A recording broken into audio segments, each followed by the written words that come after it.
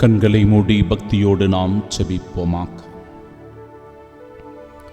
இன்றைய இறை வழிபாடு 12 ஆண்டுகளாய் இரத்தப்போக்கினால் வருந்திய பெண்ணுக்கு ஆண்டவர் வாழ்வு கொடுப்பதினால் அவள் ஒரு சாட்சியாய் மாறுகிறாள். ஒரு சிறுமி இறந்து போகிறாள். ஆண்டவர் அவரை வந்து தொட்டு தலித்தாகும் என்று சொல்லி சிறுமியை எழுப்பி புது வாழ்வு கொடுப்பதின் வழியாய் அந்த சிறுமி கிறிஸ்துவின் சாட்சியாய் மாறுகிறாள்.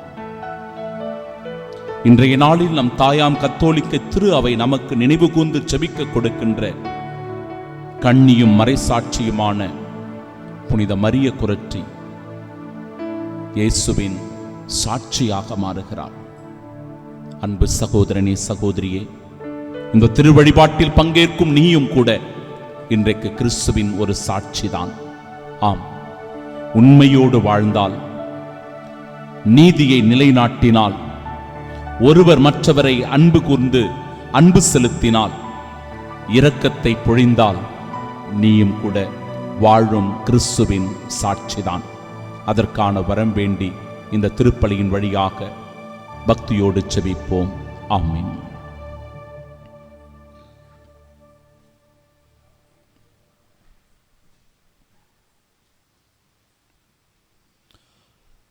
நேர்மையிலும் நீதியிலும் பேரன்பிலும் உன்னோடு மன ஒப்பந்தம் செய்து கொள்வேன்.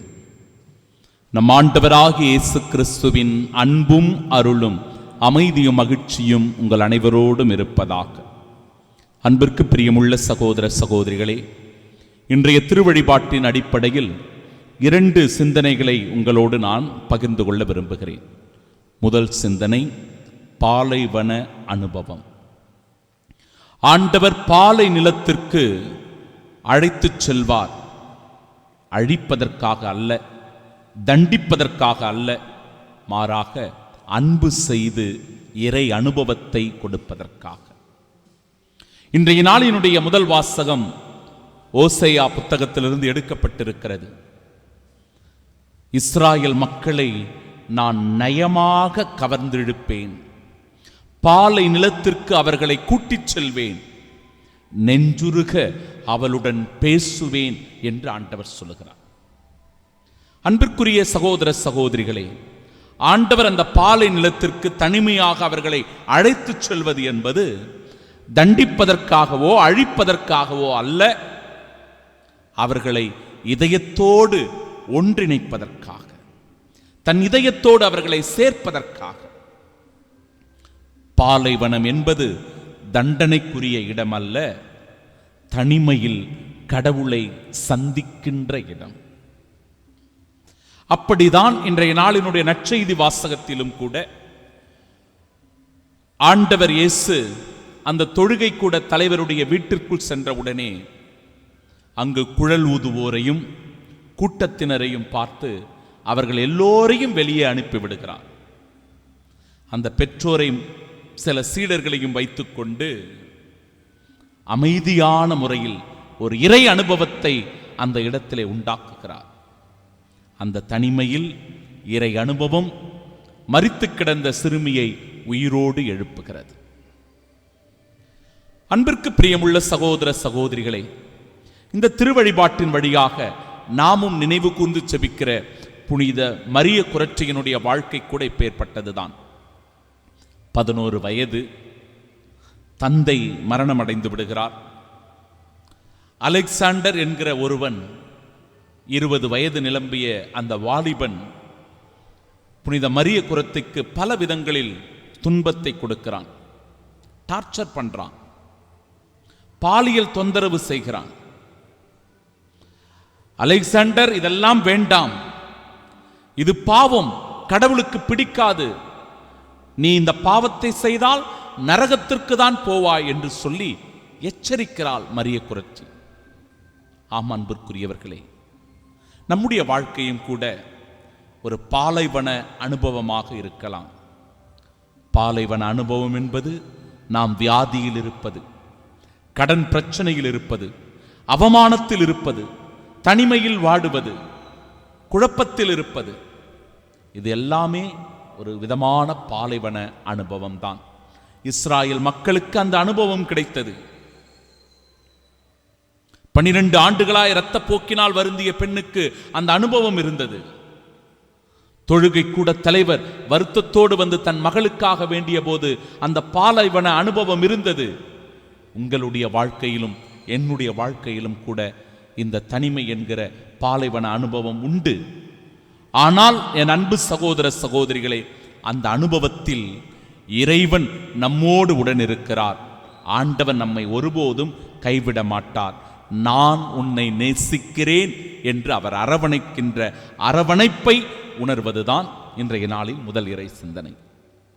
இரண்டாவது சிந்தனை, உண்மையான அன்பு என்பது பாவம் செய்யாதே என்று நம்மை உணர்த்தும். முதல் வாசகம் சொல்லுகிறபடி, நேர்மையிலும் நீதியிலும் பேரன்பிலும் உன்னோடு நான் மன ஒப்பந்தம் செய்து கொள்கிறேன். ஆண்டவராம் என்னை நீ அறிந்து கொள்வாய். அன்பிற்குரியவர்களே, கடவுளை அறிந்து கொள்ள வேண்டும். பாவம் அந்த ஞானத்தை நம்மிடமிருந்து அகற்றி விடுகிறது, அந்த உறவை துண்டித்து விடுகிறது. நம்முடைய தீய செயல்கள் இறைவனை விட்டு நம்மை வெகு தொலைவில் பிரித்து விடுகிறது. எனவே நாம் கடவுளுடைய பார்வையிலிருந்து விலகி போய் விடுகிறோம். நாம் எப்பொழுது நேர்மையிலும் நீதியிலும் பேரன்பிலும் நிலைத்திருக்கிறோமோ நம்முடைய உறவானது புதுப்பிக்கப்படுகிறது. இறைவன் நம் ஆபத்துகளில், நம் தீங்குகளில், நம் நெருக்கடியான வேளையில் நம்மை நாடி தேடி வருகிறார். அப்படிப்பட்ட ஒரு இறை அனுபவத்தை இன்றைய நாளின் நற்செய்தி வாசகமும் தருகிறது. ஆண்டவர் நெருங்கி வருகிற போது 12 ஆண்டுகளாய் இரத்தப்போக்கினால் வருந்திய பெண் ஆண்டவர் இயேசுவை தொடுகிறாள். அவளுக்குள் புது வாழ்வு மலர்கிறது. ஆண்டவர் அந்த தொழுகை கூட தலைவருடைய வீட்டிற்குள் சென்று தலித்தாகும் என்று சொல்லி அந்த சிறுமியை எழுப்புகின்றார். இறந்து போய் கிடந்த அந்த சிறுமி உயிர் பெற்று எழுகிறாள். அன்பு சகோதர சகோதரிகளே, இன்றைய நாளினுடைய புனிதையினுடைய வாழ்க்கை கூட இத்தகைய அனுபவத்தை தருகிறது. புனித மரிய குரட்சியை அந்த அலெக்சாண்டர் என்கிற மனிதர், வாலிபன், 14 முறை கத்தியால் குத்துகிறான். 20 மணி நேர வேதனையை அந்த புனிதை அனுபவித்திருக்கிறார். உலக பார்வையில் அது தோல்விதான். உலக பார்வையில் அது ஒரு கொடூரமான மரணம்தான். உலக பார்வையில் அது ஒரு துன்பம். ஆனால் ஆண்டவர் அந்த தோல்வியை வெற்றியாக மாற்றுகிறார். பிரியமானவர்களே, அந்த ஆகோர் பள்ளத்தாக்கு ஒரு தீமையின், ஆபத்தின் அடையாளமாக இருக்கிறது. ஆனால் இறைவார்த்தை சொல்கிறது, அந்த ஆகோர் பள்ளத்தாக்கை ஆண்டவர் நம்பிக்கையின் வாசலாக மாற்றுவார். அதுதான் அனுபவம். நம்பிக்கையின் வாசலாக மாற்றுகிறார். ஒரு தீமையான இடம், ஆபத்தான இடத்தை ஆண்டவர் மாற்றுகிறார். புனித மரிய குரட்சியும் கூட 1950 ஆண்டில் புனிதர் பட்டம் பெறுவதின் வழியாக அவருடைய வாழ்வும் விண்ணக வாழ்வாக ஆண்டவர் முன்னிலையில் ஒரு மலர்கிறது. 27 ஆண்டுகள் சிறை தண்டனை அனுபவிக்கிறான் அந்த வாலிபன் அலெக்சாண்டர். அந்த அனுபவத்தின் போது, அந்த சிறை அனுபவத்தின் போதே இறை அனுபவமும் அவனுக்கு கொடுக்கப்படுகிறது. 14 லில்லி பூக்களை கொண்டு வந்து அவருடைய கனவின் வழியாக ஒரு காட்சியை வெளிப்படுத்துகிறார் புனித மரிய குரட்சி. அதை கண்ட இவனும் கூட மனம் மாறுகிறான். நேரடியாக விடுதலை பெற்ற பிறகு மரிய குரத்தினுடைய தாயை வந்து சந்தித்து மன்னிப்பு கேட்கிறான். கப்புச்சின் மடத்தில் ஒரு சாதாரண பணியாளனாக, தோட்டக்காரனாக இருந்து கடைசி வரை உழைத்து கடவுளுக்காக பணி செய்து அவன் மரிக்கிறான்.